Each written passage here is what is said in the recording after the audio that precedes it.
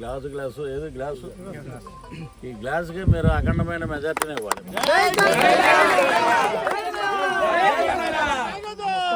అనకాపల్లిలో ఉన్న రోడ్ల విస్తరణకి, అనకాపల్లిలో ఉన్న ప్రజల సంక్షేమానికి అన్ని రకాలుగా అభివృద్ధి రావాలంటే మన కొనతాల రామకృష్ణ గారిని ఎమ్మెల్యేగా గెలిపించుకోవాలి.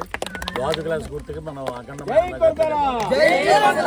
గుర్తు గ్లాస్ గురించి కూడా ఒక మాట చెప్పారు, గాజు గ్లాసు పగిలిన కొద్దీ.